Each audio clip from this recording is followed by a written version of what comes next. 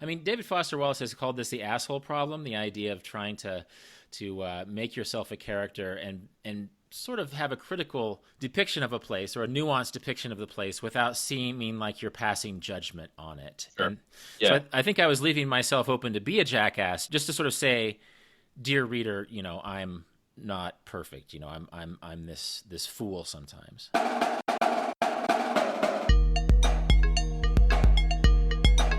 Welcome to Deviate with Rolf Potts, where I talk with experts, public figures, and interesting people about fascinating topics that meander off topic. Today I share the first installment of a two-part episode about the Trans-Siberian Railroad across Russia, which is one of the most iconic overland journeys in the world of travel. Now, part two, which comes out tomorrow, covers the practicalities and nitty-gritty of what it's like to take the Trans-Siberian in 2018, while today's episode amounts to an audiobook of sorts that recounts my own experience of taking the Trans-Siberian for the first time when I was 28 years old. It really was one of the craziest experiences of my travel career for a variety of reasons, and I've had a lot of crazy travel experiences over the years. I actually wrote a 14,000-word story about it for Salon back when Salon still published travel stories, and I got a great response from readers. But while it was one of my favorite tales from my early travel writing career, for some reason, when I collected stories to put it into my second book, Marco Polo Didn't Go There, I left this Trans-Siberian tale out of the book. Now, there's a specific reason why I did this. In retrospect, it's not a very good reason, but it involves a character who comes into the tale late in the journey in the city of St. Petersburg. So, after I'm done reading this crazy Trans-Siberian tale, this episode ends with me talking a bit about the experience of writing the story and why this story didn't make it into my book. Now, if you've read Marco Polo Didn't Go There, you know that each of the stories in the book contains endnotes that describe how and why I wrote the story in question. And to help me unpack the story behind this Trans-Siberian tale, I invited writer and editor Jonathan Arlan to join the conversation. Jonathan is actually my featured guest in the next episode of this podcast, which drops tomorrow. I'll give him a proper introduction then. For now, just so that you know what you're in for, this audio essay is called On the Trans-Siberian Express. In addition to telling you what it's like to take the longest train ride in the world, it delves into the mystery of what happened to Genghis Khan's testicles. It details what happens when the train left me behind on the Russian-Mongolian border, and I had to hire a car to catch up with it. And after I've survived all that, it recounts a supernatural miracle involving wieners and rockabilly dancing while partying with librarians in the city of St. Petersburg. Let's listen in. On the Trans-Siberian Express, a journey in 5 parts, originally published in 1999. Part 1, Horse Races, Open Spaces, and the Fate of Genghis Khan's Balls. The horse, which had collapsed 300 meters short of the finish line, was in its final spasms of death when a khaki-vested American stumbled up and started snapping pictures. Bearded and rotund, with gray-flecked hair and a bulky rack of photo equipment, he struck a vivid contrast to the Mongolians crowded in around him. Once he'd fired through an entire roll of film, he looked back at me sheepishly. "Sorry to be so vulgar," he said, slurring his words a bit. "This just looks like something that needs to be photographed." "It's your world," I told him. 10 meters beyond the restraining cord, a white-frocked pair of Mongolian veterinarians jogged up to assess the scene. The horse's rider, an exhausted-looking 10-year-old with lather-slicked legs, stood by tearfully. Beyond the dying horse, the broad, grassy plain hummed with other child riders spurring their horses towards the finish line. Thousands of spectators crowded the final stretch for a half a mile in both directions, and thunderheads rumbled above, lending a grand, vaguely sinister air to the scene. I watched as one of the veterinarians plunged a syringe into the horse's throat. "I normally wouldn't do this," the American said. "It's all that Iraq that's making me take these photos." "Iraq?" "Iraq," he said. "Arak. Whatever. It's the Mongolian national drink. It's like Mexicans with tequila, only it's fermented with mare's milk, so it's like getting drunk on yogurt." "Can't say that sounds too appealing." "Well, Genghis Khan drank it every day, and he conquered the world." "Yeah, right. Kind of like Michael Jordan and Gatorade." The American smirked. "Sure," he said, "but don't say that too loud. People take Genghis Khan really seriously around here. They sort of see him as this combination between, like, Jesus and Napoleon and Tarzan. He's the father of their country." "Sure," I said, "like the Mongolian George Washington." "Yeah, but Genghis Khan pretty much takes George Washington and makes him look like a wig-wearing sissy, doesn't he?" The bearded American paused and leaned in confidentially. But then George Washington isn't the one who got his balls cut off. For a moment, I forgot about the dying horse. What do you mean Genghis Khan had his balls cut off? I mean, Genghis Khan had his balls cut right off. And common knowledge. I've never heard that in my life, I said. Who cut his balls off? I think one of his concubines done it. Kind of like a Lorena Bobbitt thing. I don't know the details, I just know that it's a fact. If you don't believe me, ask around. Someone here is bound to know the whole story. On the hoof-trampled plain in front of us, the horse had stopped its spasms. The veterinarians waved in a front-end loader which rumbled up and unceremoniously plunked the dead horse into a big Russian garbage truck. Unable to resist, the bearded photographer loaded another roll of film and jogged off to capture the best angle. After watching the garbage truck drive off with the stiffening horse in the back, it was several hours before I could shake the macabre image from my mind. The mysterious question of Genghis Khan's missing testicles, on the other hand, nagged me for weeks. Though it makes for a wonderfully novel experience, traveling to Ulaanbaatar during the annual Naadam festival is probably not the best way to experience Mongolia's capital. Granted, the grand ceremonies, day-long wrestling matches, and spectacular horse races are awe-inspiring sights, but as with New Orleans during Mardi Gras or Pamplona during the running of the bulls, Naadam turns Ulaanbaatar into a cramped cosmopolis of careening tour buses and drunken amateur photographers.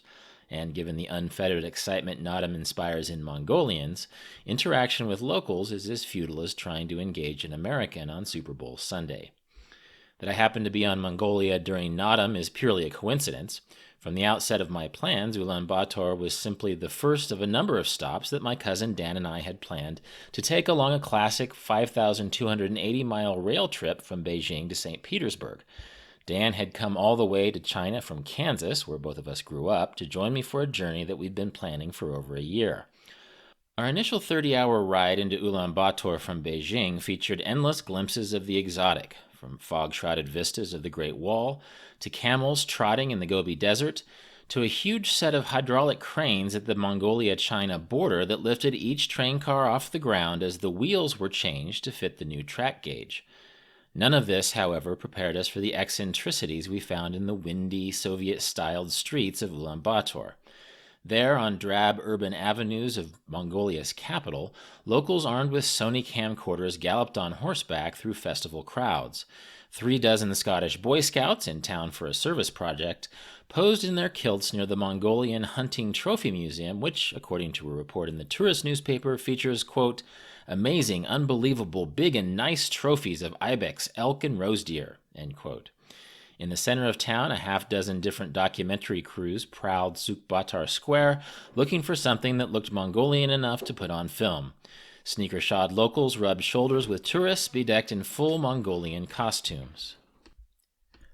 The Japanese Prime Minister was in town for a state visit, and his 100-person entourage crept from event to event in a heavily guarded motorcade, looking impressive and ridiculous at the same time. English-language newspapers advertised gay and lesbian peer education workshops, the 8-lane Moncourt bowling alley had just opened for business, and, for the first time in festival history, Naadam wrestlers were being tested for performance-enhancing drugs. Apart from our tour guide and bus driver, the first true Mongolian I met in Ulaanbaatar was a guy called Mr. Blue. Though I chatted with Mr. Blue on a couple different occasions, the only vivid thing I remember from our conversations was his story about why camels' penises point backwards. Middle-aged and dressed in J. Crew-style casuals, Mr. Blue originally approached Dan and me at Sukbatar Square offering his services as a tour guide. Since we already had a guide, we declined. When I saw him the following day, we exchanged pleasantries, and this led to a conversation that rapidly moved to the topic of camel penises, a well-rehearsed shtick that's no doubt a part of Mr. Blue's daily routine. Apparently, not long after the world was created, God, or at least the Mongolian equivalent deity, realized that it was too troublesome to rebuild animals every time they died.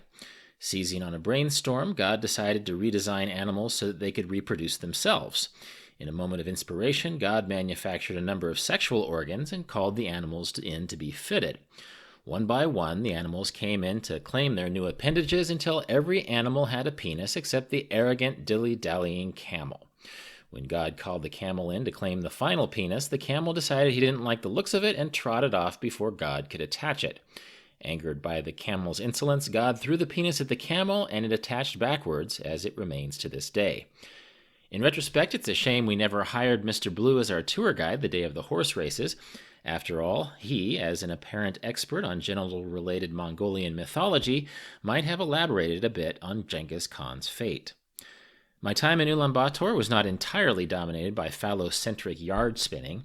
In fact, much of my time in Mongolia was spent in the countryside where, because accommodations in the city had long since been booked for the festival, Dan and I stayed in a ger, a traditional Mongolian felt tent, in a campground with other members of our tour group.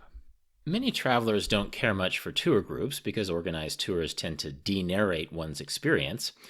De-narration, to borrow a word coined by Douglas Copeland, the novelist, is when one's experience ceases to contain elements of chance or drama or unexpected discovery.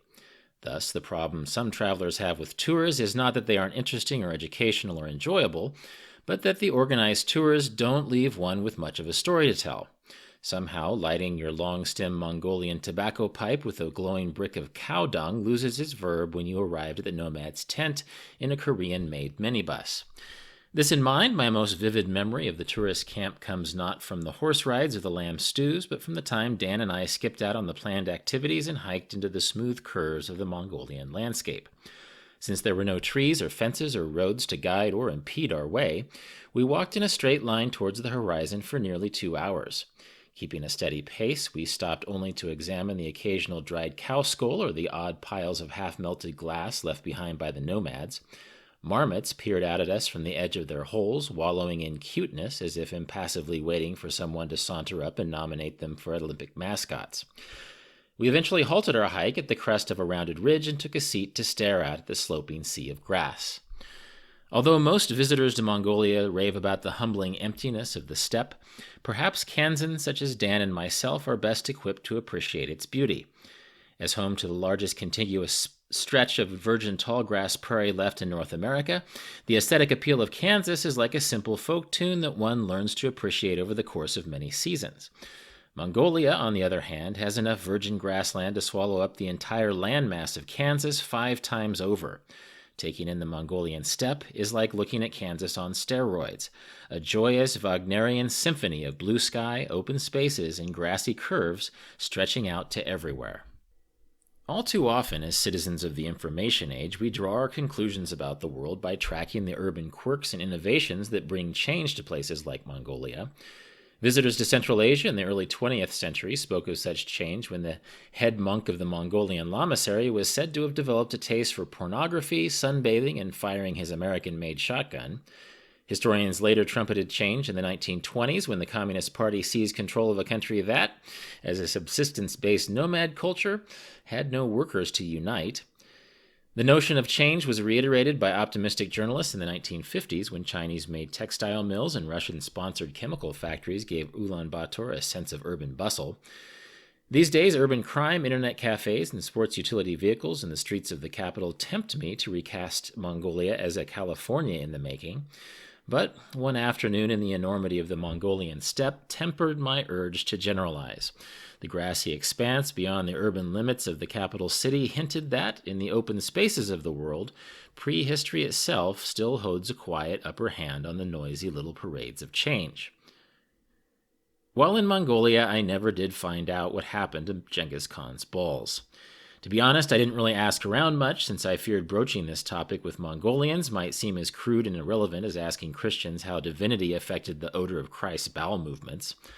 Ultimately, my curiosity was sated in a distinctively de-narrated manner, not by a wizened Mongolian hermit claiming to be descended from the Khan himself, or an Indiana Jones-style archaeologist leading an Ark of the Covenant-style quest for the dismembered gonads, but in a library miles away from the great Khan's domain. According to this legend, Genghis Khan was hunting one winter's day when he killed a rabbit in the snow. Noticing the striking contrast of the rabbit's blood on the snow's surface, he decided he wanted a woman so perfect and beautiful that her skin was as white as snow and her cheeks as red as fresh blood. The kingdom was searched, and such a woman was found, the new bride of the Prince of Ulaanbaatar. On the threat of death, the prince handed his wife over to Mongolia's great warrior, but she, still faithful to her true love, entered the Khan's chambers with a knife hidden in the folds of her garment. When Genghis came to her that night, she responded to his advances by cutting off his genitals, then jumped to her death in a river. The great Khan, it is said, fell unconscious from the shock and never awakened. Dan and I left Ulaanbaatar the day after the Naadam closing ceremonies. As our train pulled out of the city, Mongolia's capital had already shifted to a quiet, sleepy place that, in comparison to the kinetic colors of Naadam, almost made it seem abandoned. Within 12 hours of our departure from Ulaanbaatar, my cousin was still safely cruising on the train into the heart of Siberia. I, on the other hand, in a bizarre collusion of circumstances involving a Russian tank commander and two particularly unpleasant train provodnitsas, somehow managed to strand myself and two of my cabin mates 250 miles from Ulaanbaatar at an obscure Russian border town called Nashki. Such was the luck that greeted the next leg of my Trans-Siberian journey. Part 2. Stranded in Siberia. For the first time in my life, I'd met someone who was genuinely excited that I was from Kansas. "Kansas!" the Russian tank officer exclaimed. "Moskva!"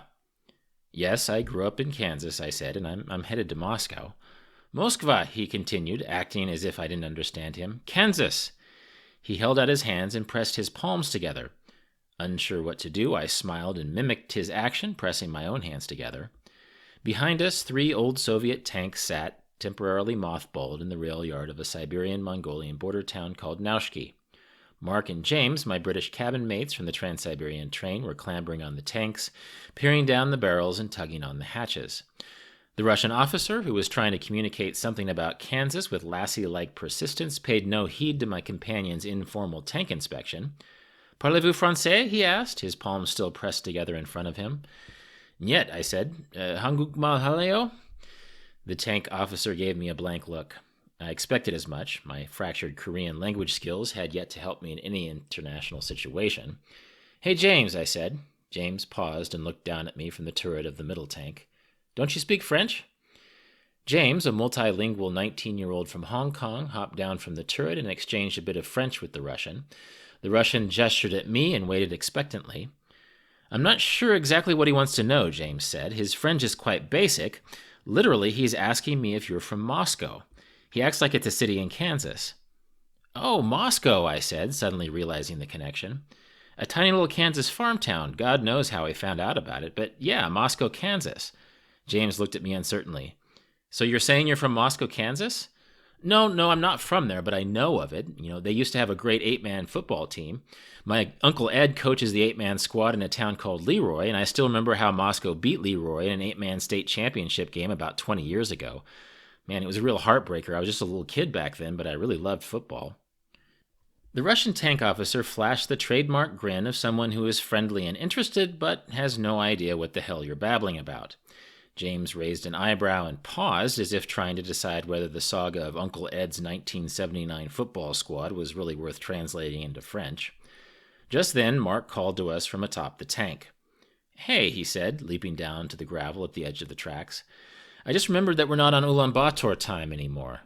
That means it's 3:45, not 2:45. If the train leaves at 4, like the Provodnitsa said, we'd better go back right now." Hastily bidding the Russian soldier farewell, James and I jogged after Mark as he led us out of the shunting yard. We arrived at the main Nashki station to find it completely, unambiguously empty. Mark, James, and I checked our watches in unison.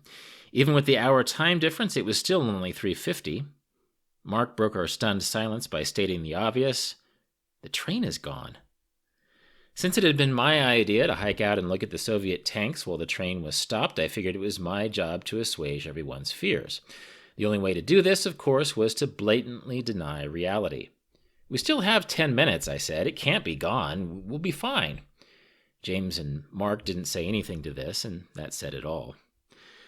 Barely 1,000 miles into my 5,280-mile train trip from Beijing to St. Petersburg, there was no real point in denying that I had somehow managed to get us left behind by the train itself. Siberia, as Frederick Kemp observed in his eponymous 1992 book, has always been more of a warning than a place. Of all the locations in the world to be stranded, few places can match the desolation and hopelessness conjured by Russia's enormous eastern reaches. European maps from Marco Polo's day, which list Russia proper as a region of darkness, reveal an apocalyptic bent to the earliest Western perceptions of Siberia. Gog and Magog, reads the Siberian portion of a 14th century Catalan map. The great prince of these shall come forth with a great multitude in the day of the Antichrist. Though the biblical nomenclature never stuck, Siberia's reputation hasn't improved that much in the last 600 or so years. To this day, Siberia is seen as little more than a blank space populated by exiles and Cossacks and criminals, a cold stretch of trackless forest, man-eating tigers, and frozen tundra. Mark, James, and I were fully aware of this reputation when we found ourselves stranded on the Siberian frontier.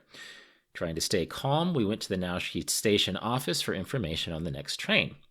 The station officer was a kindly-faced man with gray hair and a Soviet-style green cap. Unfortunately, he didn't understand a single word we were saying, even after 10 minutes of pantomime. James tried French, Spanish, German, Mandarin, and Cantonese on him, all to no avail. Half-heartedly and unsuccessfully, I threw out a few phrases of Korean. The station officer grinned and spoke to us in very loud, slow Russian, repeating the same phrase again and again.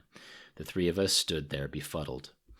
"He's trying to say that your train left at 3:15, a voice came from behind us. Turning around, I saw a college-aged Mongolian girl walking up behind us. She couldn't have been an inch over 4 feet 10, and she chomped her gum with an energetic confidence. "I'm Monica," she said. "You all are trying to speak English, right?" "Yes, as a matter of fact," I said. We were beginning to think that nobody from this town would be able to help us. "Oh, I don't live here," she said, rolling her eyes. "I just come here sometimes to make money. It's my job to be a person who does things for people, you know what I mean?" James and I raised our eyebrows at each other. I take things to places for people," she said, impatient with our cluelessness. "I forget it in English. I take Chinese things to Mongolia to sell in Russia." "Oh, right," Mark said. "You're a business person, a trader." Monica chomped on her gum. "No, not exactly. I mean, close, but not exactly." "You're kind of a courier," I said. "You're a supplier." Monica brightened suddenly. "Smuggler," she said. "I'm a smuggler. That's my job." Monica grinned proudly at her verbal precision. Mark, James, and I raised our eyebrows again. Obviously, Monica had no use for euphemistic English. "We need to catch up with our train," Mark said. "Are there any other trains this afternoon?" "Not until tomorrow," she said. Mark sighed. "Well, I guess we'll have to wait here then." "What, are you stupid?" she said. "Nobody stays here. This is no place. Just hire a car and catch up with the train. No problem." "A car?" I said. "You mean there's a highway out here?" "Of course there's a highway. Where do you think you are, anyway? The North Pole? You can be at Ulan-Ude in a couple of hours." "Is that soon enough to catch the train?" "Sure, if you drive fast."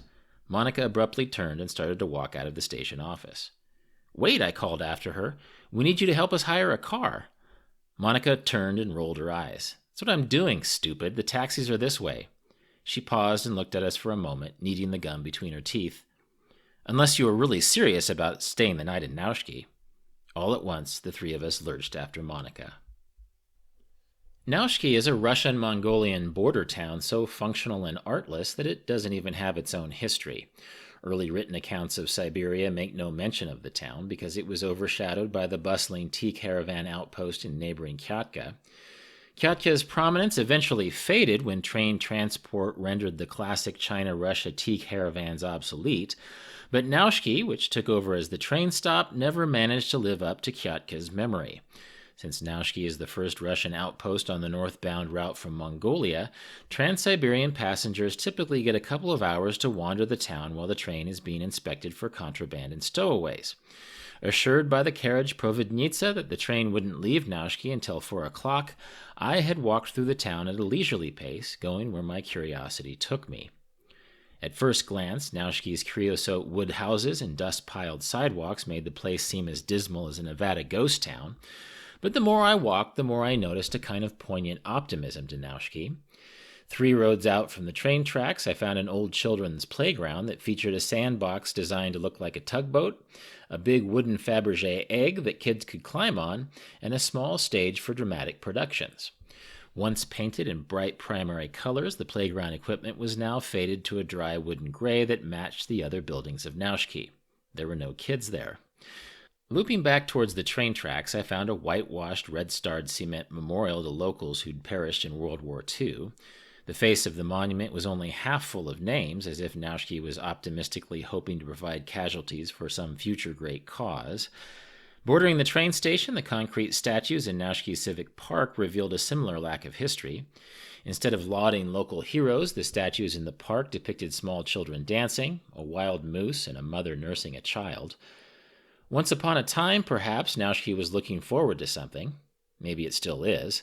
Perhaps, even though the statue children are dancing on thin rebar legs and the moose's face has fallen off, looking forward is all there is to do in Nashki.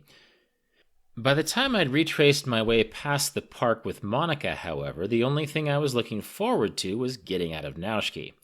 When we arrived at the parking lot, Monica presented us with two hired driver options, Egon and Ivan.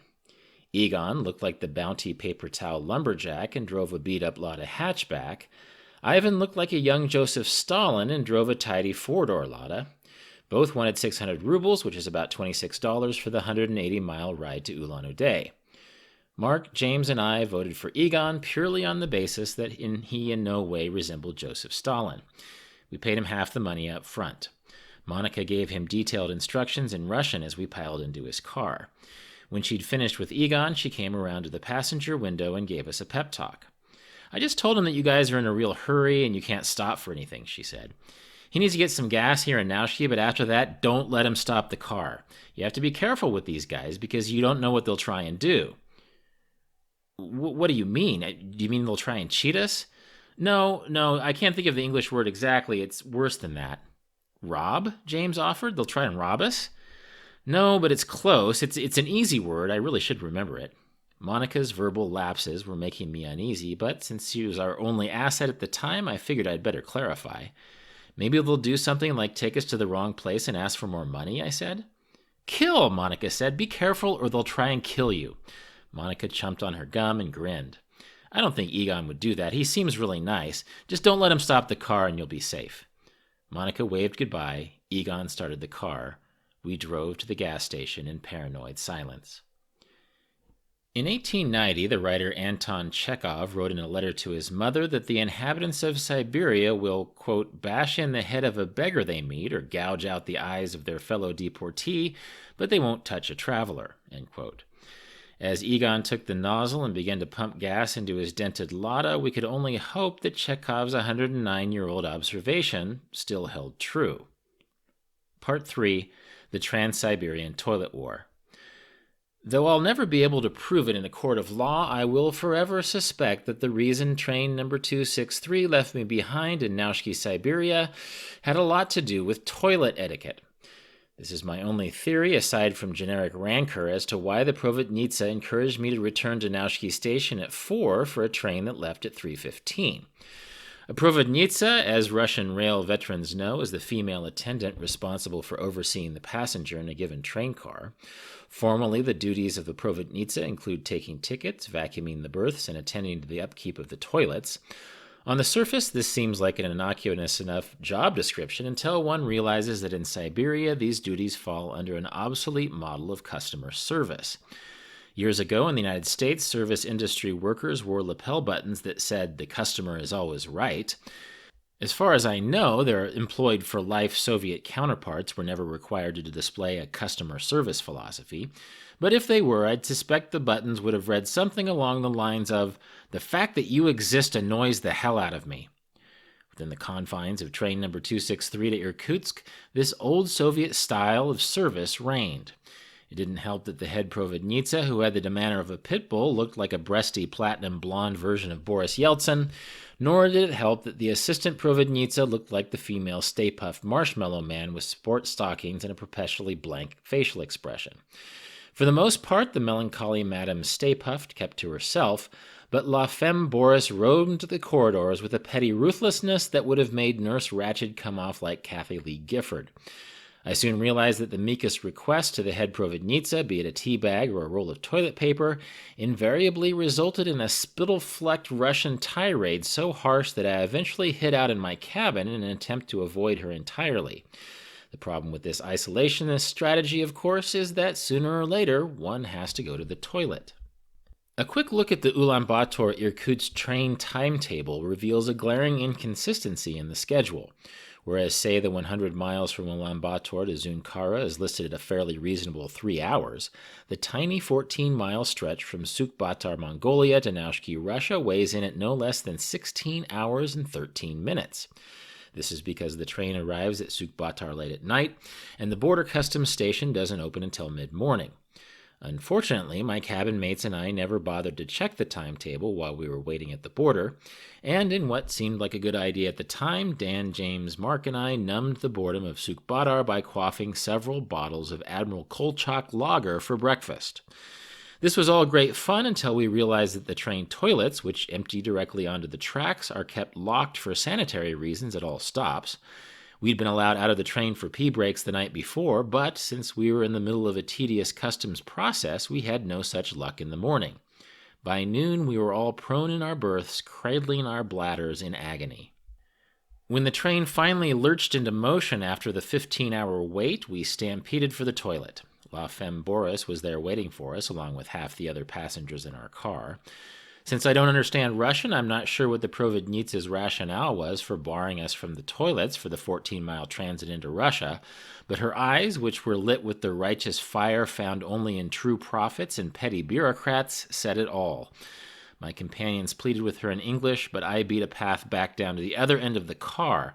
There the sad-faced Madame Stay Puft stood, keys in hand, in front of the small private lavatory reserved for the Providnitsas. "Toilette," I implored, hoping she understood. The assistant Providnitsa held a finger in front of her face. "Niet," she said somberly. "Da, toilette. Niet. Da, niet. Da," I insisted, desperate. Before Madame Staypuft could "niet" me again, the lavatory door opened and a startled-looking Russian man stepped out. Seizing the moment, I sprang into the toilet, pulled the door shut, and locked the bolt. Madame Staypuft pounded on the lavatory door as I tremblingly dropped my pants and loosed the floodgates, her protests fading from my consciousness with each second I stood over the rattling metal bowl. Never before can I recall deriving such transcendent satisfaction from such a simple activity. Indeed, if God is in the details, then my triumphant moment in the lavatory was communion itself, a prosaic psalm humbly praising our Creator for dreaming up the urethra. Perhaps Madame Staypuft was livid when I emerged from the toilet, but I don't recall. I had emptied my bladder and been filled with the Spirit.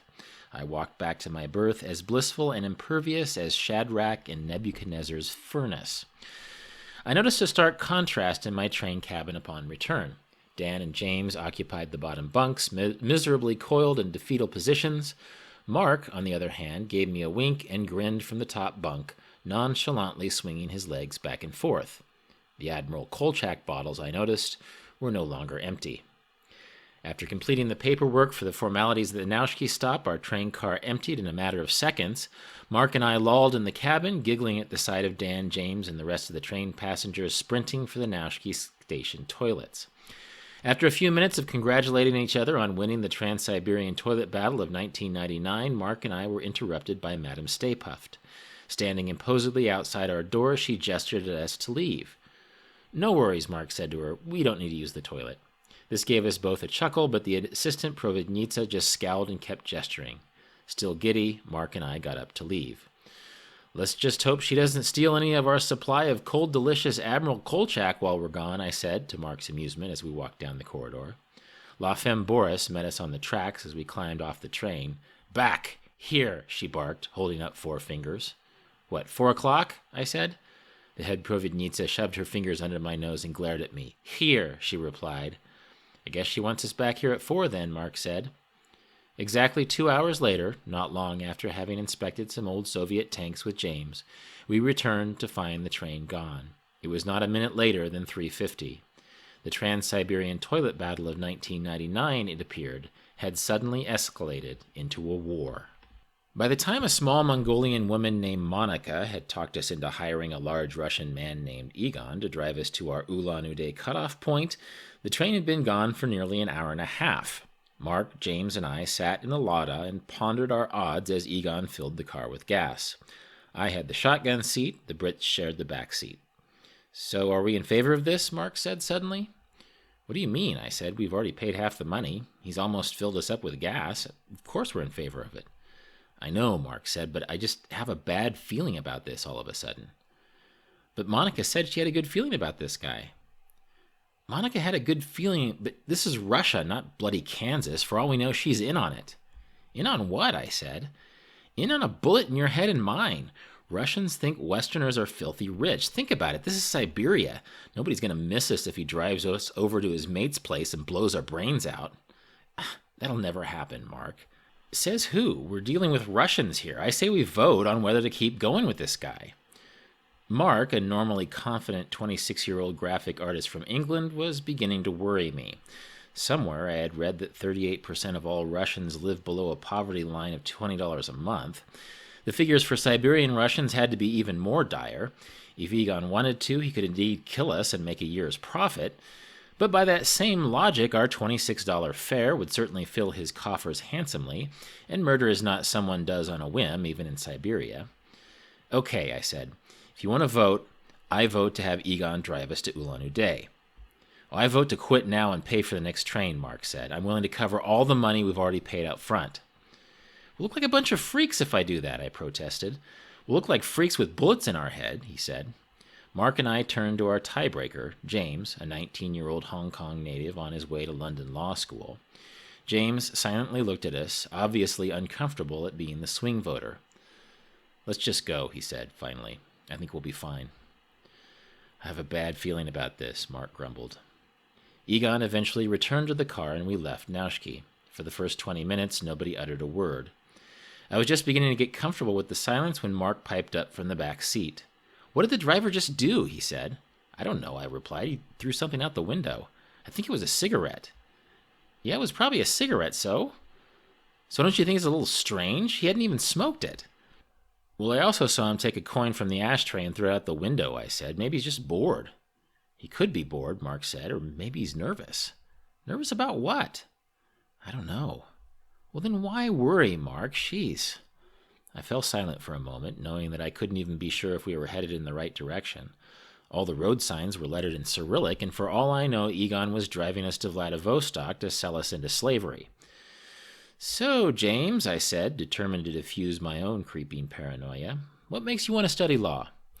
Fully aware of my own clumsy play at changing the subject, James took a long moment before answering. I'm not sure, he said, finally. I don't know if law is what I want to do, to be honest. Well, then what's your dream? Where do you see yourself in a perfect future? I don't know, he said, but I do know I want to live in fantastic opulence. What, like Hugh Hefner or something? Across from me, Egon had just put a fresh cigarette into his mouth. Not at all, James said. I mean opulence like the gardens of Versailles or the Tsarist winter palace at Peterhof. I want my riches to be excessive and baroque. It'd be impossible to zone a Versailles in the industrialized world, I said. As close as you'll get to that these days is to buy an island in the Caribbean. At this, Egon tossed his unlit cigarette out the window. Mark seemed about to snap. I told you I had a bad feeling about this, he said, his voice angry. Could you two please cut the chit-chat? Why, I said. I assure you the driver has better things to do than to kill us. I've only had this feeling 2 other times in my life, Rolf, Mark said. And what? What happened the other 2 times? Mark didn't reply to this, and James' face went black. It was a couple beats before I registered what had happened. Egon had just stopped the car. Monica's words rang in my head. Just don't let him stop the car and you'll be safe. I imagined Egon pulling a Glock out from under the driver's seat and blasting my brains all over the upholstery. No doubt Mark and James were thinking the exact same thing. Before any of us could react, however, Egon slammed the Lada into reverse. Backing us into a ditch, he put the car into gear, pointed the front end 45 degrees from the road, and sent us bumping across the field of dirt. As Egon began to arc back to the left, I noticed a look of terror in his eyes, and then it dawned on me. Egon was not going to kill us. Egon was taking us around a stretch of poorly marked road construction. Furthermore, Egon was afraid. What he was afraid of, I'm not exactly sure, but knowing Monica, I strongly suspect he was told that he wouldn't get the other half of his money if he ever stopped the car. Flooring the gas pedal across the dusty field, his face broke into relief as we bumped onto the blacktop. During his pioneering Arctic voyages of the early 1700s, Danish explorer Vitus Bering confessed that, quote, "You never feel safe when you have to navigate in waters that are completely blank," end quote. Having seen Egon's moment of panic, my own companions and I emerged from the blankness. We had finally found a human indicator by which to navigate our own emotions. The issue of Egon's integrity was summarily dropped. Mark and I stopped making each other nervous, and we actually began to enjoy the ride. In a way, missing the train was a gift, since it allowed us to experience a part of Siberia few Westerners ever see. In the land beyond the tracks, Siberian life took on a sleepy pace amid dense taiga forests and along broad mountain basins. Dovetail jointed log cabins sat at the roadside, their window shutters freshly painted sky blue. Long-haired girls in homemade dresses carried baskets across fields. Buryats, Siberia's original Asiatic inhabitants, roared past us on motorcycles. Concrete bunkers with heavy steel doors, oil pipeline valve stations, roadside emergency shelters, nuclear war evacuation tunnels, I didn't know, appeared at 6-mile intervals. Log cabin villages with wood-inspired Orthodox churches appeared in the river valleys. A brightly painted Buryat Buddhist shrine, still under construction, sat by the roadside. Ducks and herons frolicked near the rivers. A lone elk jogged across a distant hill. Egon said nothing the whole time, taking his eyes from the road only to toss cigarettes and kopeck coins out the window.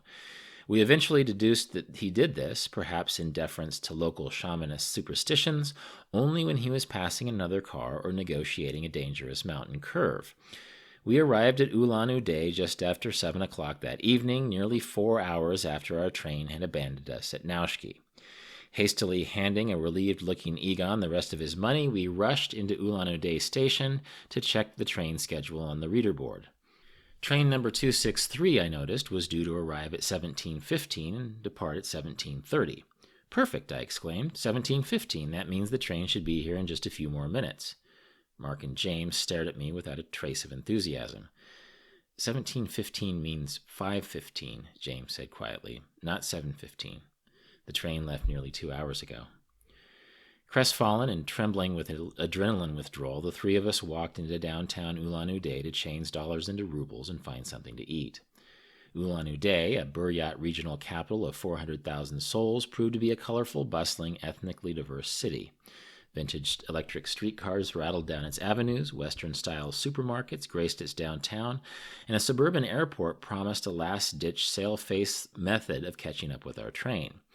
Since there seemed to be no other immediate choices, my companions and I bought some food, scouted some hotels, and returned to Ulan-Ude train station to inquire about the next train to Irkutsk. James, our language specialist, immediately went to work at the station information booth. The clerk spoke only Russian, but was able to direct him to a German-speaking army officer. "We need to find the next train to Irkutsk," he said in German to the officer. James frowned at the officer's response and looked over at Mark and me. "He says train 263 will come soon, but that doesn't make any sense." James turned back to the officer and pointed to the reader board. "Train 263 left for Irkutsk 4 hours ago," he intoned in German. The Russian army officer laughed and gave a brief reply. Suddenly grinning, James looked at us and translated. "All Russian train schedules run on Moscow time. Moscow is 5 time zones behind us. Our train won't be here for at least another hour and a half."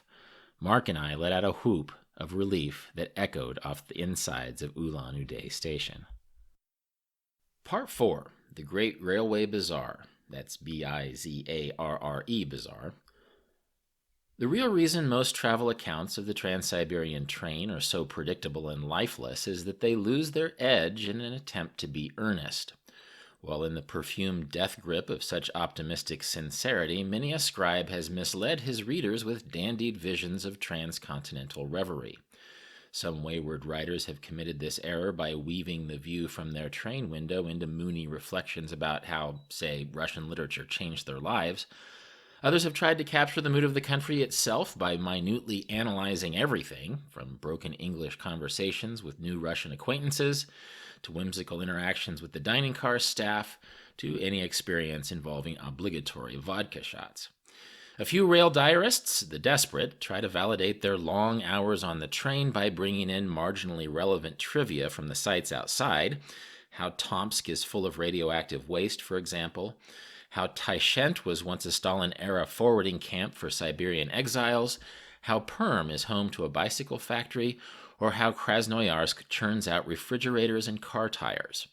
All of this is fine, but it falls far short of the train experience itself. This is because a train trip across Siberia takes a very, very, very long time and largely transpires in a small berth that rattles a lot, features fake wood paneling, and empties into a corridor full of antsy people who haven't bathed in days.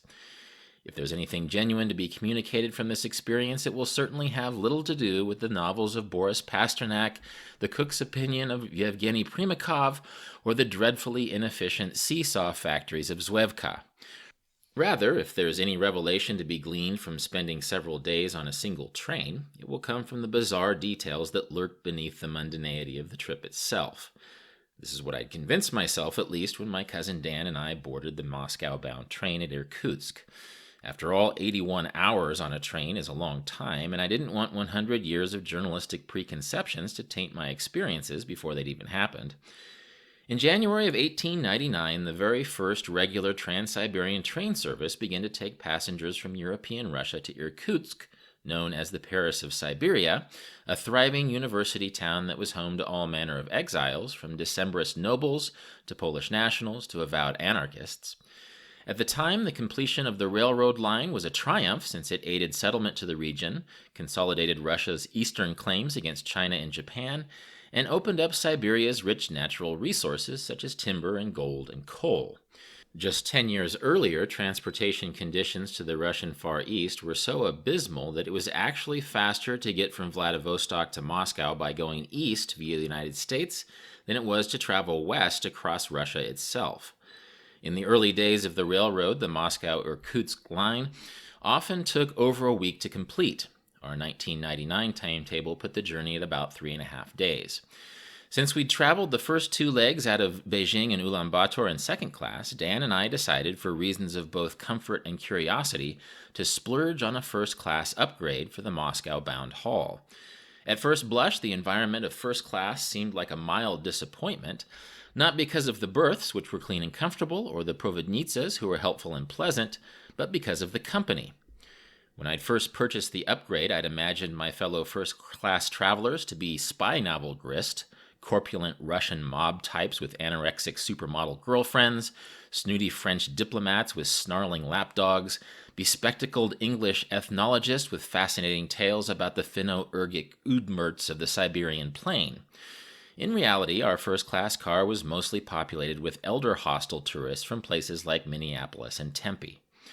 As it happened, these folks would prove to be far more baffling and contradictory than a train full of spies or diplomats or mobsters.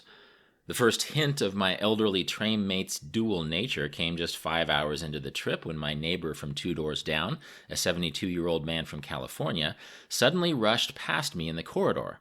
Since he'd always made a habit of chatting me up, I peered over to watch as, ignoring me entirely, he took a hard right into a cabin full of his bridge-playing cohorts. "This place is like the Bermuda Triangle," I heard him announce. "What do you mean, the Bermuda Triangle?" came a voice from inside the cabin. "I mean, I just saw a Russian guy wearing a shirt that said California." "So how does that make this the Bermuda Triangle?" "Well, because it's just kind of strange, you know, a Russian guy wearing a shirt that says California." "I think you're thinking about the Twilight Zone," a third voice pointed out. "The Bermuda Triangle is where ships and airplanes disappear. The Twilight Zone is where funny things happen." "I didn't say it was funny to see a Russian wearing a California shirt. I said it was strange." "The Twilight Zone isn't funny, ha-ha, it's funny strange. The Bermuda Triangle isn't funny at all, it's where planes and ships disappear." A fourth voice piped in with a phony John Wayne drawl. "Yeah, and this game's gonna disappear if you don't shut the door and shut your face and play your hand."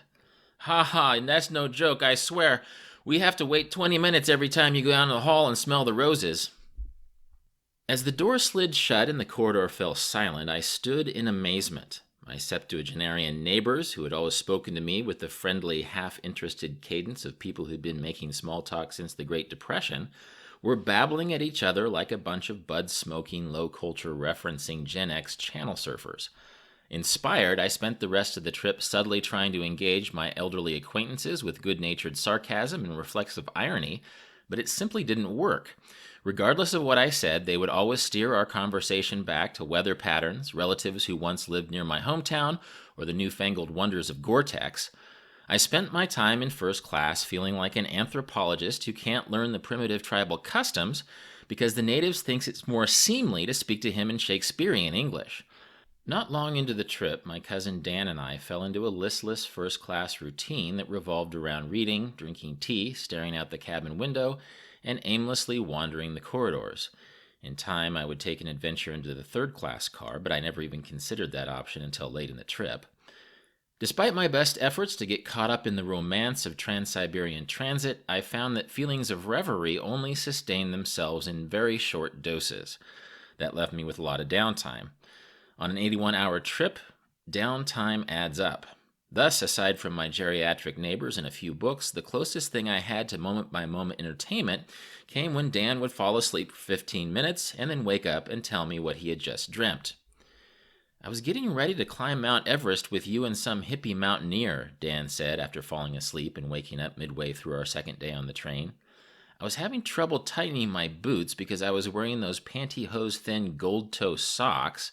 I was also worried that I'd forgotten to bring warm clothes, and the road we took to base camp looked a lot like US 59 as it goes through Garnett, Kansas." "An Everest dream," I told him. "That must mean something." "Yeah, maybe, but Everest seemed to start at the upper limit of a hallway wall, and as you and the hippie were ice-axing your way up the glacier, your safety ropes were coiled on this short gray industrial carpeting. I thought to myself, shit, I've never used technical climbing equipment before, but Everest seems to be indoors. I mean, how hard can it be?" "Well, did you try it then?" I didn't get the chance. I woke up before I could try. The last thing I remember is how commercially extreme you and the hippie looked as you climbed Mount Everest in blowing snow and fluorescent lighting." "Nice," I said. "Very weird. You should fall asleep more often." Dan and I occupied a berth that, while comfortable, was a far cry from the proposed first-class cabins of the original Trans-Siberian train. During the Paris World's Fair of 1900, the Russian government promoted its recent Trans-Siberian engineering feat with an exhibition that promised libraries, music rooms, gymnasiums, and marble-trimmed bathtubs in the first-class cars. A century later, the closest first class came to a marble bathtub was an aluminum wash basin, and the nearest feature to a music room was a crackling cabin speaker that continuously played eclectica ranging from Stravinsky's Firebird to Shadow Dancing by the Bee Gees. I spent much of my cabin time looking out at the Siberian landscape. Beyond the train tracks, coniferous taiga forest clotted the flat landscape, and small stands of birch stood out like white matchsticks on the horizon. In the open spaces, rounded piles of hay sat in vivid blue-green fields.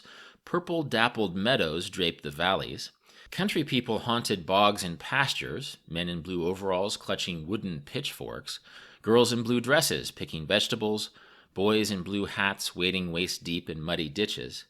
Trackside cemeteries sat behind sky-blue iron fences, their colorful garlands and bleached headstones fading back into the trees, giving the illusion that the graves stretch under the taiga all the way up to the Arctic. These sites changed only slightly as the miles wore on.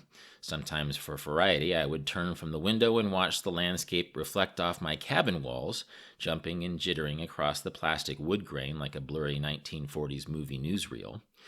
The folks from the Elderhostel Tour occasionally dropped by my cabin for a chat, but they were most visible and boisterous just before station stops.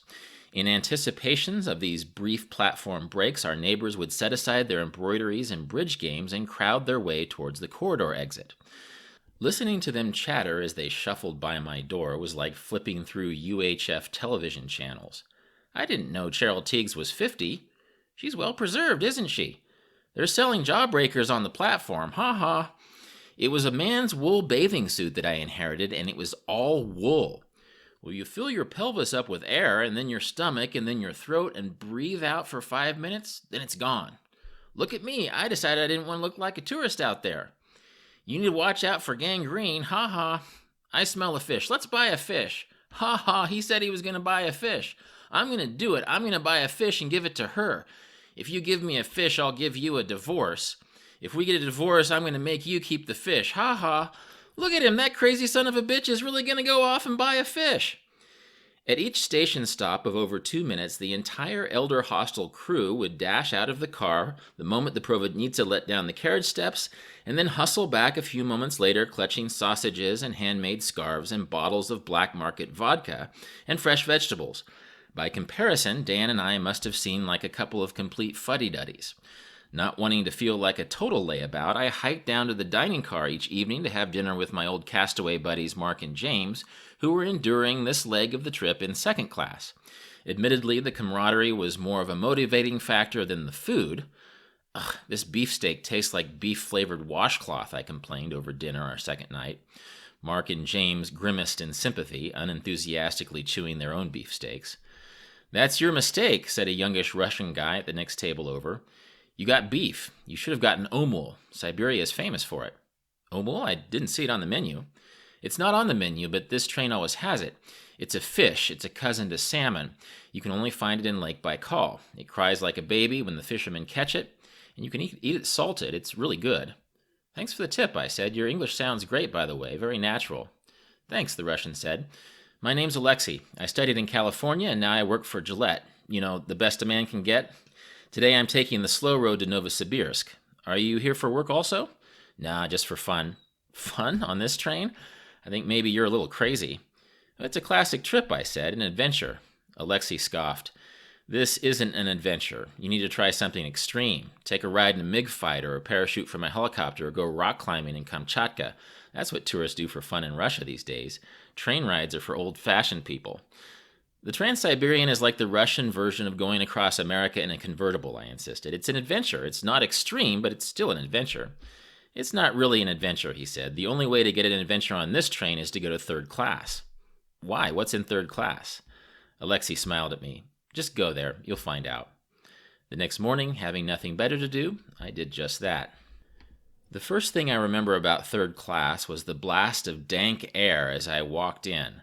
A paint-blistering concoction of feet and armpits, alcohol and urine, cigarette butts and butt crack.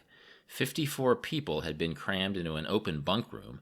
The whole carriage looked like something out of an absurd murder mystery. Men in their pajamas, pressing transistor radios to their ears, small girls singing to themselves in sweet high voices, small boys clutching packs of cigarettes, large women with stainless steel teeth, oily-faced teens in tracksuits, 2 enormous, unshaven men passed out on the same bed. I breathed through my mouth as I made my way down the carriage, trying to act casual. When I got to the end of the carriage, I realized that I had no real third-class visitation strategy. Halfway back across the carriage, a voice called to me in English. "Hey, you!" I looked over to see a balding, round-faced man of about 40 smiling at me. He was obviously very proud of his English skills, and he spoke rather loudly. "Where are you from?" he shouted. "The United States," I said, thankful that if nothing else, this interaction was validating my trip to third class. The man translated loudly, "America!" A dozen or so people turned around to listen in. "What'd you think of Beverly Hills?" the balding man asked, still smiling. For some reason, I couldn't think of an intelligent-sounding way to answer this question. It's very nice," I said. "Lots of rich people live there." "What do you think of China?" It's a nice place," I said. "Lots of people." Under normal circumstances, I had been boring these people to death, but after 2 days in steerage, it appeared as if I was something of a featured attraction. "What do you think of Russia?" Very nice, very interesting," I said. There were a few nods, a few sarcastic groans. What means fuck you?" That's a bad word. You probably shouldn't use it." The balding man translated, and the peanut gallery frowned and nodded. "What do you think of Russian women?" Now, experience overseas had conditioned me to answer this question in a bland and positive way that neither interests potential pimps nor irritates territorial pissers. "Russian women are very nice and pretty," I said. For some reason, everyone thought this answer was really funny. Giggling, the balding man pointed to a girl of about 14 years old whose rear end was hanging out the bottom of an extremely short pair of pants. "What do you think of this woman?" he yelled. Not sure what the fuss is about, I decided to stay with my stock line. She seems very nice and pretty." My translated answer resulted in pandemonium. The girl's face went red, and her mother tried to wrestle her over to me. Old women screamed like teenagers, old men howled with laughter. A bottle of vodka appeared out of nowhere. "You stay here," the balding man shouted joyously, taking the vodka and looking around for a cup. "Maybe you kiss her later." He immediately translated this witticism, much to the delight of the peanut gallery. Standing there, peering around, I had no idea what was going on. I knew that I had been in the third-class carriage for 10 minutes. I knew that this 10 minutes was already more interesting than the previous 24 hours put together, and I knew that I didn't want to stay a moment longer. Now, under the inspirational moral standards set by movies like Titanic and Dead Poets Society, I probably should have stuck around and tried to enjoy myself or learn something. The thing is, I didn't really want to seize the day or frolic in steerage. I didn't want to get drunk on vodka or learn Russian profanities or suck face with a Slavic Lolita in ass pants. The insipid calm of first class, it seemed, had irreversibly jaded me, and I longed for eventlessness. Making my excuses, I fled the third-class carriage. Walking into the first-class corridor, I wasn't sure if I'd met Alexei's challenge of adventure, and I didn't care. If 2 listless days in first class had taught me anything, it had taught me to crave more listlessness. Returning to my cabin, I was encouraged to find my cousin bleary-eyed from sleep. "Did you take another nap?" I asked. Yeah, I guess I did." "Did you dream?" Dan furrowed his brow, thinking for a moment. "I dreamt of a koala bear." "Oh yeah? What did it do?" It didn't do anything. It was just sitting in a male zookeeper's arms. It was wearing a little white tuxedo with a glove on its forepaw, which was ever so gently grasping the zookeeper's arm hair." "And that was it?" My cousin shrugged. "That was it." For all practical purposes, my trip to Moscow ended not in Yaroslavl station, but on my 4th morning on the train, when I woke up early to sit in the dining car and record sights in my journal. "Water tower like a sentinel, trackside," I wrote, gazing outside. "Collapsed sawmills next to standing trees. Piles of iron. Where do these come from? Birch trees like matchsticks." Stopping for a moment, I flipped back several pages in my notebook. "Birch trees like white matchsticks on the horizon," an earlier entry read. I flipped back a few more pages and found more birch tree matchstick analogies right next to an entry that compared water towers to sentinels. Putting my pen down, I reread my journal. In 3 days, I had made 8 separate references to collapsed buildings and 5 references to faded or broken communist murals or symbols. I'd used the word sentinel 4 separate times to describe 3 separate things. For the last 3,000 journal miles, the taiga had never stopped being, quote, endless, the birch trees had consistently been, quote, like matchsticks, and the decaying, quote, vestiges of Soviet society, end quote, had never ceased to be ironical. As I sat and reflected on my own redundancies, a foursome from the Elderhostel Tour came in and sat at the far end of the dining car. They hadn't noticed me in my booth, and they were trapped in their own quirky, wonder-filled version of the train experience. "Did you see that train worker lady when we were coming here?" a voice said. "She looked real classy, good bones and dark hair like Jackie O." "Yeah, I saw her," came a reply. "Too bad she doesn't work in our car. They should switch those people around after a couple days." A third voice. "Hey, whatever happened to Jackie O Jr.? A fourth. "What do you mean, Jackie O Jr.? "Well, Jackie O's daughter, you know, not the train lady, the real Jackie O. Whatever happened to her daughter?" "Jackie O had a daughter?" "Of course she had a daughter. She had a daughter before she had a son, for Christ's sakes." "What son?" "Her son, you dummy, JFK Jr. "Wait, are you talking about Carolyn Kennedy?" "Yeah, that's her, Carolyn Kennedy." "So where'd you come off asking me about Jackie O Jr.? You're the damn dummy." "Never you mind that. What happened to Carolyn Kennedy?" "Well, I don't know. Did you hear that something happened to her?" "I didn't mean it that way. I meant what happened to her. Where is she? What's she doing?" Once my elderly train mates had solved the mystery of Carolyn Kennedy and moved on to talking about the deficiency of Russian tomato juice, I closed my notebook and put it into the bottom of my day pack. A few days later, the mad nights of Moscow and St. Petersburg would hasten the return of my journal, but at that moment, even with Moscow 400 miles away, I realized it was no longer of any use. Bidding the Elderhostel crew good morning, I walked back to my cabin to see if my cousin had dreamed anything new. Part 5. A sexy librarian named Natasha and other quirks of the new Russia. Natasha was pale and thin-lipped, with an unruly shock of brown hair that she'd unsuccessfully tried to tame with bobby pins. She worked as a librarian at St. Petersburg University, and at the time this seemed very exotic and sexy to me. Every time her friend Daniel would leave the balcony, I would kiss her, and she would kiss me back. Though we obviously weren't destined to be lovers, it was a nice way to pass the time. It was nearly 4 o'clock in the morning, and neither of us was sober. The problem with kissing Natasha was that as a librarian, she was overflowing with interesting factoids and observations about the universe. Since she didn't speak English, we had to stop kissing and summon Daniel every time a new epiphany struck her. Oiled, no doubt, by several hours of drinking and dancing, her epiphanies came at the rate of about one every 90 seconds. "Daniel," she called for the 5th time in 15 minutes. Daniel, a recent St. Petersburg University graduate, was hosting our after-hours party at his cozy, run-down, second-floor crash pad near the popular Nevsky Prospect district. The ceilings of the old apartment were tall and grimy, empty beer bottles lined the table, and anti-hangover tea boiled on the living room hot plate.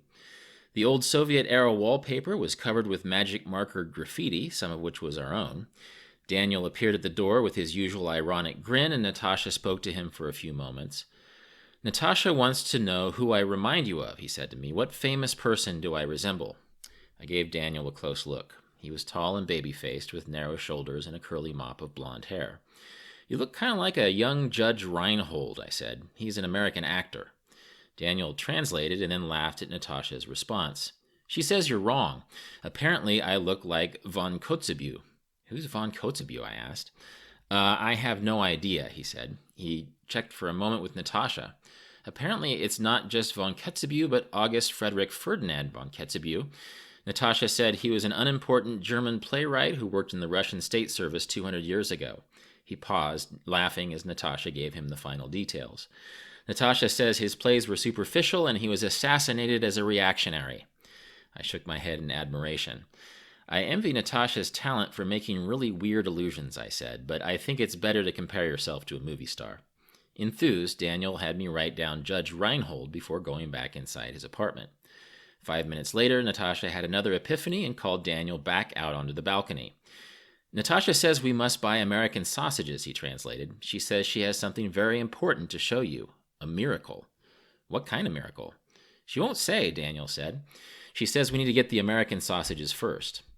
Figuring it foolish to pass up on any miraculous pre-dawn demonstration involving a professional librarian and processed meat, I gave my consent. "And please have your cousin come with us," Daniel added. My cousin Dan, a 23-year-old ex-linebacker who'd recently graduated from a University of Kansas literature program, had been treated like a rock star ever since I let it slip to the Russians that he'd once had dinner with William S. Burroughs. Quiet and understated by nature, Dan insisted that he'd merely sat down with Burroughs at a large social gathering several years ago, but our Russian friends would have nothing of his humility. Natasha had already demanded an autograph. Once we'd corralled Dan, we headed down the stairs into the pre-dawn streets of St. Petersburg, ready for any miracles that came our way. The final leg of my Beijing to St. Petersburg train journey had been simple. Dan and I boarded the midnight train at Moscow, curled into our upper berths like a couple of cosmonauts, and woke up in St. Petersburg. We walked out of the train station into a fantastic vision of stately old buildings, curving canals, and sunshine. It wasn't until that evening that we realized our St. Petersburg arrival had coincided with the rocket-propelled grenade assassination of a local oil baron. According to news reports, his armored Chevy Blazer had been blown to bits on the university embankment in broad daylight. Before this incident, I had almost forgotten Russia's growing reputation as a place of near anarchy. As a tourist, it's difficult to determine just how far corruption-tainted Russia has unraveled. Ironically, Moscow, a city which has come to represent the oligarchical excesses of the new Russia, was a beautiful place to spend a few days after my 81-hour train ride from Irkutsk. Thanks in part to renovations spearheaded by the city's free-spending maverick of a mayor, Moscow's tourist areas looked clean and majestic and brand new. The park areas around the Kremlin were peaceful and romantic, a vision of old statues and young couples, war memorials, and pizza stands.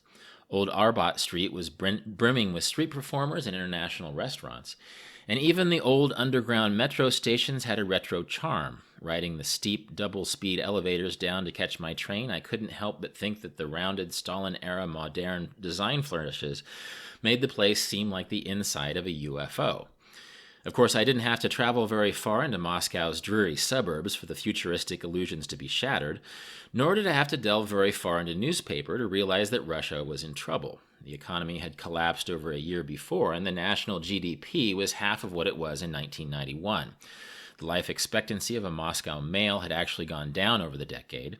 The IMF reserves were being stowed in offshore banks or disappearing entirely. Optimistic Western-led reforms had gone nowhere. War simmered in the Caucasus. Politically and economically, Russia's future didn't look so hot.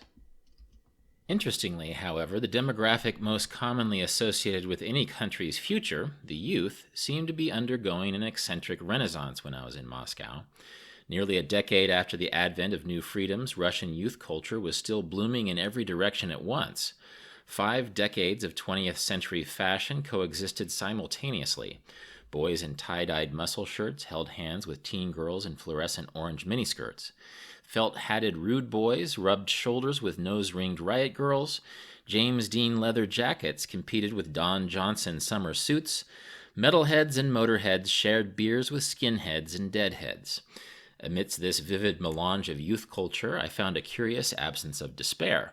Admittedly, 3 nights in Moscow discos and grunge bars hardly qualify me to analyze, but I found the Russian teens and young adults to be no gloomier than their American counterparts. Furthermore, compared to the fashionable angst that seized American youth culture in the early 1990s, the Russian expression of pessimism I did see seemed downright optimistic. Perhaps those who sing "No Future" the loudest are those who can be sure the lyric doesn't actually apply to them. Late in the night, following my last full day in Moscow, I was returning to my homestay from a disco near Red Square when I saw 2 teenaged boys standing under the Trinity Tower of the Kremlin, hollering their lungs out. As I got closer, I could make out what they were saying. "Boris Yeltsin!" screamed the taller boy. "Boris Yeltsin!" screamed the other boy. Taking turns in yelling without discernible rhythm, the boys intoned their president's name over and over again, stopping only to double over in laughter. Amused, I watched their spectacle as I walked by, wondering if they were trying to make a statement or if they were just entertaining themselves. I wonder if there's any good way to discern those 2 activities. I wondered if the boys knew where Boris Yeltsin was at that moment, or if they just imagined him, as I did, staggering like a zombie through the nether corridors of the Kremlin, taking deep pulls from a bottle and drunkenly demanding a heart transplant. In the end, the only Russians I really interacted with for any period of time were Daniel and Natasha. Dan and I first met them at the Money Honey, a rockabilly club a couple of blocks over from Nevsky Prospect in St. Petersburg.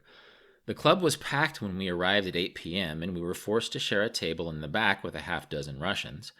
Now, by traditional club standards, the Money Honey wasn't much to look at. Its interior was bland, and its clientele was a bit frumpy and middle class. And I was almost beginning to wonder what the sold-out appeal of the place was when a band took the stage and started to crank out Elvis covers. Suddenly, a room full of frumpy people rushed the dance floor and, in the truest sense that I've ever witnessed personally, went apeshit. Our table emptied in seconds, and the pale, thin-lipped woman to my right took me with her. My rockabilly swing steps were decidedly clumsy, but so were everyone else's. A room of people gyrated with uninhibited anti-hipster abandon, spastic and ecstatic. It was frightening and wonderful. It wasn't until after the first set that we all returned to the table and I found out who I was dancing with. "This is Natasha," said the mop-haired guy who later introduced himself as Daniel. "She says she can't decide whether or not you look intelligent. She wants to know if you read books." "Of course I read books," I said. "She says that when someone like you is left on his own without a book, he will instantly become lost." "What does that mean?" Daniel clarified for a moment. She wasn't really saying that," he said. "She was quoting Dostoevsky, and that was supposed to be a joke." "Oh, I'm sorry. I guess I didn't get it." "Well, she's very serious about books. She's a librarian. All the women at this table are librarians." I took a good look at Natasha and the 2 other women at the table. After having seen their antics on the dance floor, I could hardly envision any of them shelving books. "What are they?" I said jestfully. "Hell's librarians?" Daniel translated and Natasha grinned. "She likes the name Hell's Librarians," Daniel said. "It's like Hell's Angels. That's a Hunter S. Thompson word, yes?" "Well, he didn't coin the term," I said. "He just wrote about them. But yeah, they're a motorcycle gang." "Yes, of course, but Natasha doesn't ride motorcycles. She reads books, and Hunter S. Thompson is very popular in Russia. His Las Vegas book is a bestseller these days." "Still? Wow, that's a pretty old book." "Yes, but it was only recently translated into Russian. Many older American books are just now being translated. Have you heard of William S. Burroughs?" "Of course. He lived the last years of his life not far from where I grew up. My cousin had dinner with him about 3 or 4 years ago." "Wow, I wish I could meet your cousin." "Well, you're sitting at the table with him," I said, pointing at Dan. Daniel looked over at Dan in amazement and said something in Russian to the librarians. Their chatter stopped, and they all swerved in Dan's direction. My quiet cousin was the star of the table for the rest of the evening. Many hours later, long after the Money Honey had closed, I stood outside a kiosk with Dan and Daniel as Natasha shopped for her miracle wieners. Do you know what this miracle is all about? I asked Daniel. Daniel shrugged. Cheap happiness, he said. He paused and then grinned, or maybe noble suffering. Seeing my lack of reaction, he went on. That was another Dostoevsky joke, he said. Natasha does them better than me. He wrote Crime and Punishment in this neighborhood, you know. Seriously, or is that a joke too?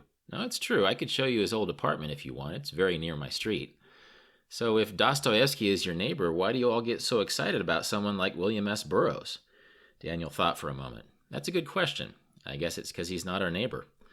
I decided it was now or never to ask a question that had been bugging me. What do you think of the future here, Daniel? In Russia? Daniel sighed. The future will be the future. I like right now. It's 1999. In only a few years, that will sound very old. 1999. In a few years, nobody will think about right now, so I won't think about the future. That's fair, isn't it? Natasha came out of the kiosk with a package of wieners and a sly smile. Daniel interpreted as she performed her miracle. Natasha took out a wiener. Does the worm have a soul? She asked us, holding the wiener in front of her. That's not a worm, I said. Yeah, but does the worm have a soul? I don't know, I said. Let's say it does. Natasha broke the wiener in half. Now we have two worms. Where's the soul? Where did it go? Which side is the soul in? I thought for a moment. Well, I'd say the soul divides as the worm does. You get two souls. Natasha smiled and tore the wiener into 4 pieces. And if I divide these again? Well, now I guess you get 4 souls. Then this is the miracle, she said. I have created 3 new souls. She triumphantly held the ragged bits of wiener up for my inspection. There are some times in life when you're too tired and baffled and amused to do anything but laugh out loud. I will never be able to categorize that moment, standing in St. Petersburg at 5 a.m. with a Russian librarian who proved she was God by destroying a hot dog, but I think the real miracle was the silly set of odds that put me in that spot after 5,000 miles and 2 continents. The 4 of us stood there and giggled like children in front of the kiosk. I never got another chance to kiss Natasha. We ate the rest of the wieners on the way back to the apartment, and I fell asleep sitting in one of Daniel's easy chairs almost as soon as we'd arrived. What was left of the party went on without me, but I don't regret missing it. After all, it was nearly dawn, and I'd traveled a long way to get there.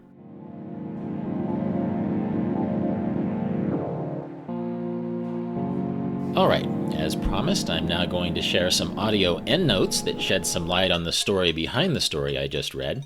Joining me is Jonathan Arlan, a writer and recent Trans-Siberian traveler who will be interviewed at greater length in tomorrow's episode. Among the things discussed are the strategies I employed in writing the story, the way I chose to portray myself in the story, and the reasons why I didn't include it in my second book, Marco Polo Didn't Go There. I start by reflecting on how I can at times come off as kind of a jackass in the story. Here goes. I guess we always reduce ourselves to the size of a character when we write a story.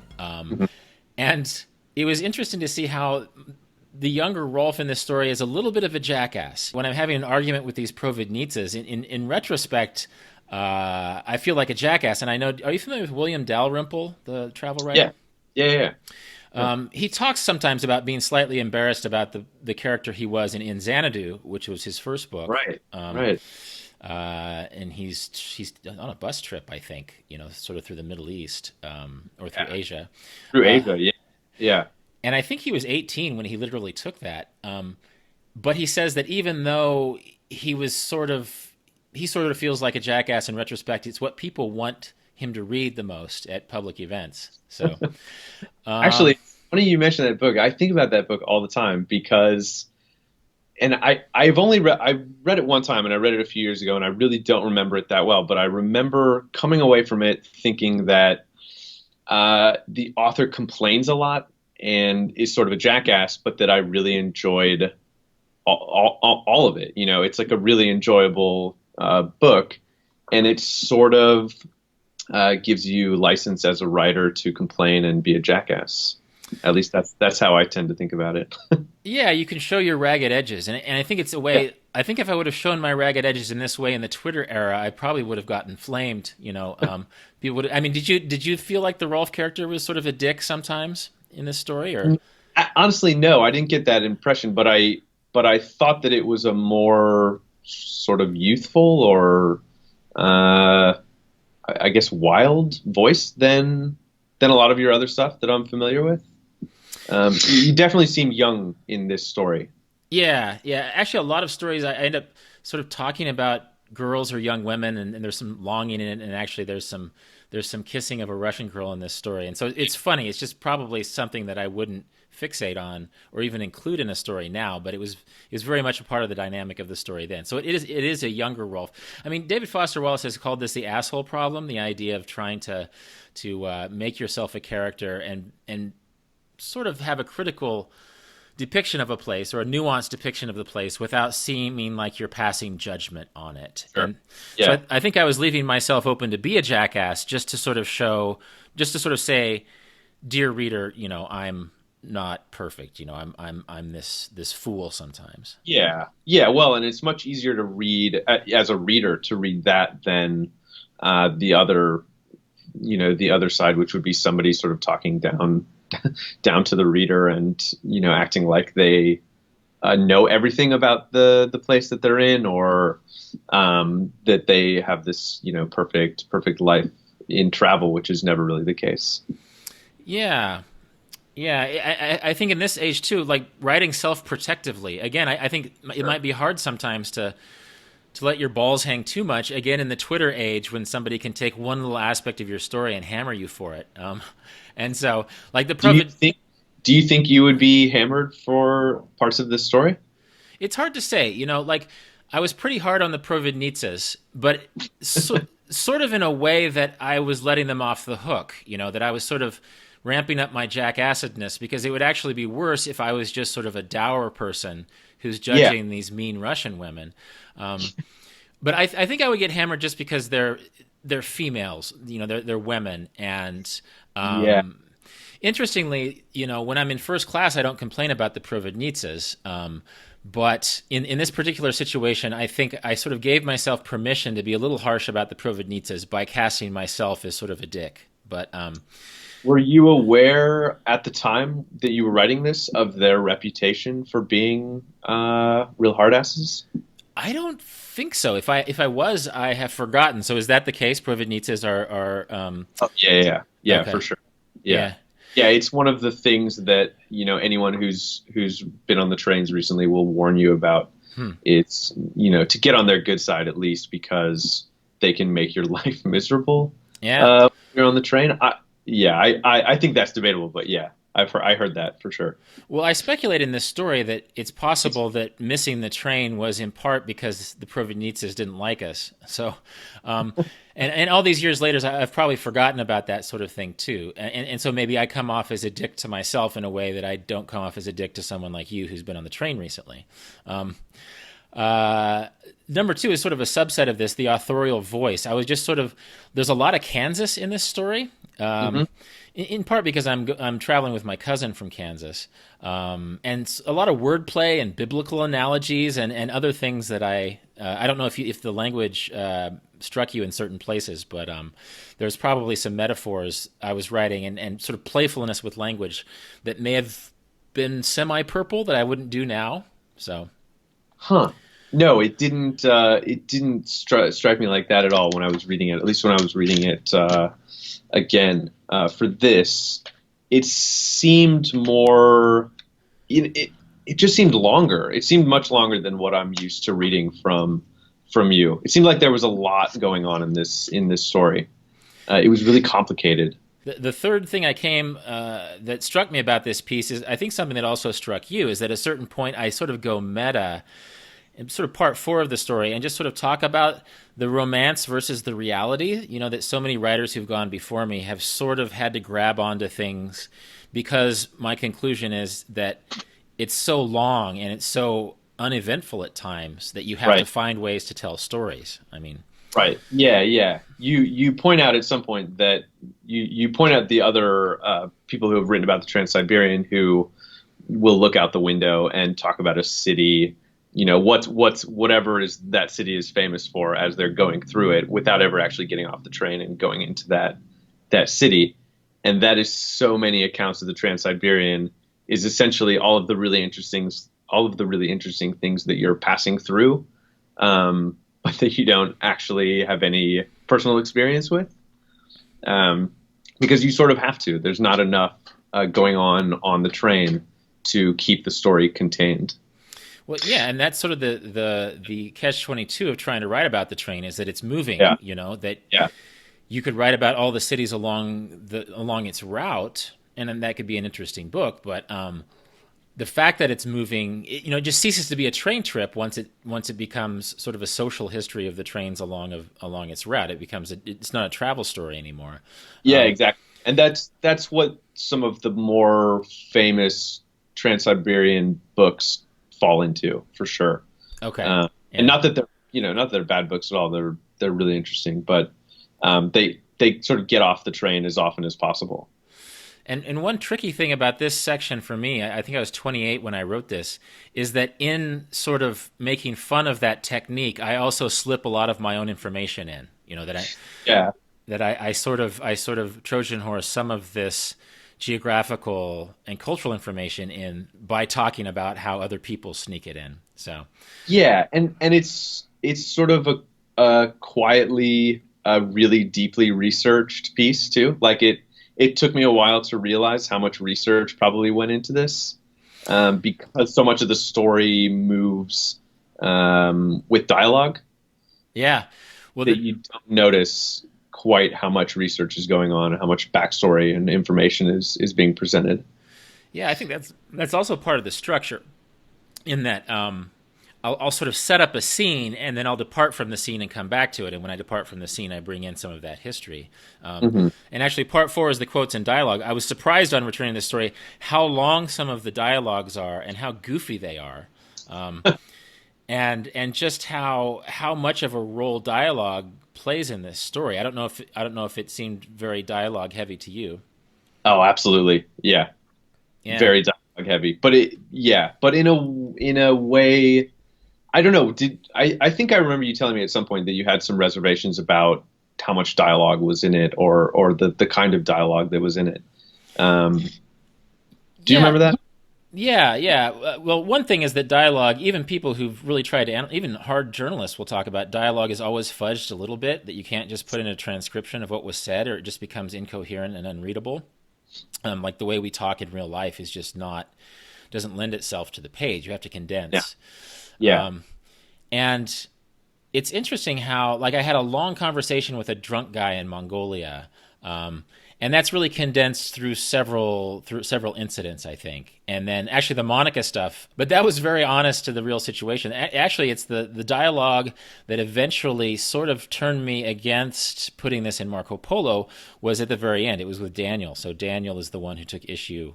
The Russian guy in St. Petersburg took issue with how he and Natasha were depicted.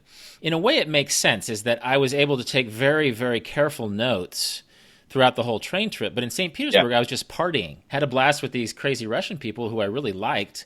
And Yeah. then I had to recreate it. And so I think some of like the specifics of the Dostoevsky quotes and sort of how that basically my conversation, the dialogue I wrote in the story with Daniel and Natasha was really constructed. Like it wasn't coming out of notebooks. It was really coming out of memory and trying to, I know that they were both literary people, but Yeah. it probably, in retrospect, I probably just would have shrugged it off and said, Daniel, yeah, I'm sorry, but this is how I remember it. But I liked Daniel so much. Like he was such a generous guy, such a generous host, that I just felt bad. And so that sort of soured me on that section of the story. Now, 19 years later, it really feels true to how I felt during that Yeah. time in St. Petersburg. Yeah. What was his issue? Can you say?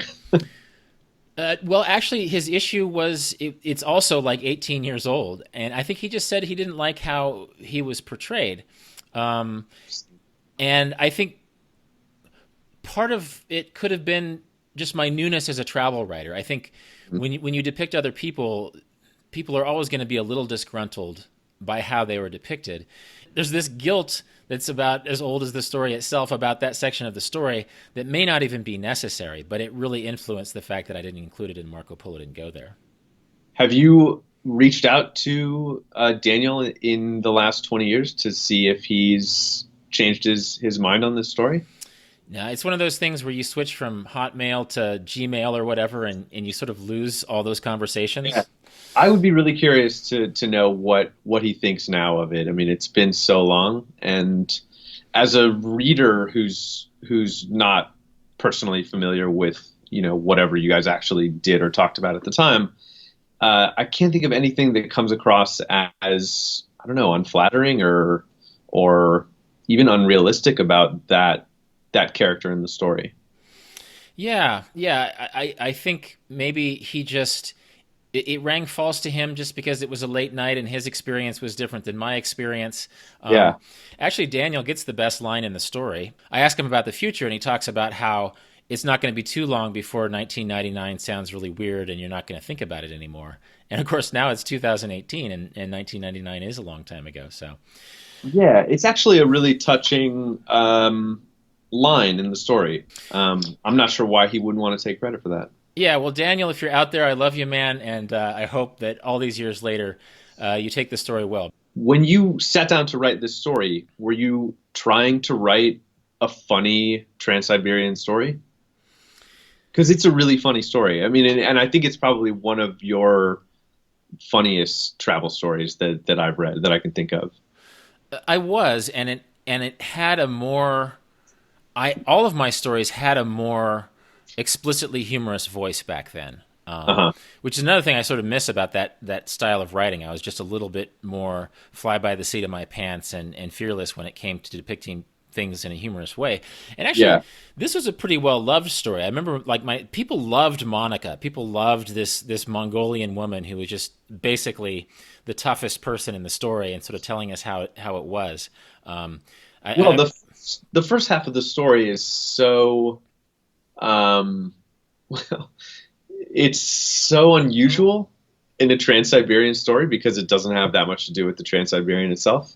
right. Um, you don't even mention getting out of Beijing or getting to Mongolia. You sort of start in Mongolia, which is funny in and of itself. But yeah, there's so many sort of funny little characters that show up in the first half of this story um, that I liked a lot. That made me think that this was that yeah that this was something you set out to write in a kind of funny way. Yeah, well, I know that I had to sit and think on it for a while because the trip happened in July, but I think it may have been October or November before I finished writing it. Okay. Yeah, I was going to ask you about that too. And I think I was in Kansas when I finished writing it, which could have influenced why a lot of Kansas ended up sneaking into the story. Yeah. That also accounts for how deeply researched it was that I was able to call on American libraries. Um, and that was an ongoing problem during this part of my career in that I was traveling full time, yet trying to write a column for Salon every 2 weeks, and I was always late with the column. But part of it was perfectionism on my Yeah. part that I just wanted to get the story right. And so this was a collection of authorial choices. For whatever reason, I decided to start it in Mongolia and not do the typical station to station Right. Trans-Siberian, but sort of follow these absurd characters. And another interesting aside is that I knew about this trip because my friend Brian Hartenstein had taken it maybe 2 years before, and he'd gotten left behind by the train too. He didn't have a stop in Irkutsk, but there was some stop, and he was able to jump in Lake Baikal. And Mhm. the train left while he was swimming in Lake Baikal, and so he had to fly from Irkutsk to I'm not sure Ulan-Ude or Novosibirsk or something. And so I remember as I started the trip thinking, oh, well, this would be an easy story to tell if I was left behind the train like Brian was. And so I didn't set out to get left behind by the train, but it happened in a different set of Yeah. circumstances. And It almost seems like you got really lucky in how sort of crazy the first part of this trip was, rather than it being a normal train trip. It would have just been a lot longer. But so many sort of crazy things happened in the first half of it that yeah, it seems like you kind of got lucky.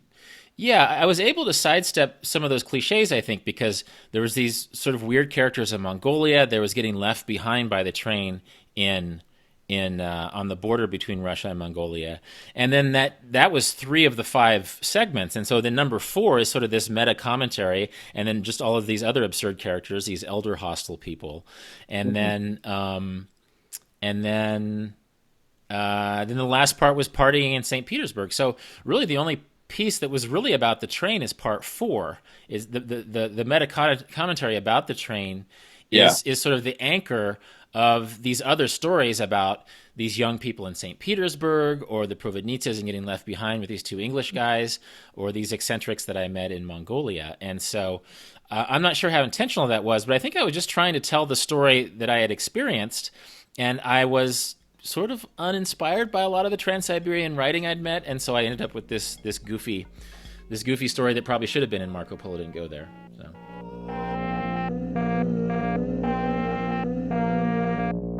This has been Deviate with Rolf Potts. More about everything that was just mentioned, including links to my book Marco Polo Didn't Go There, as well as the print version of my Trans-Siberian essay, can be found in the show notes at rolfpotts.com/deviate.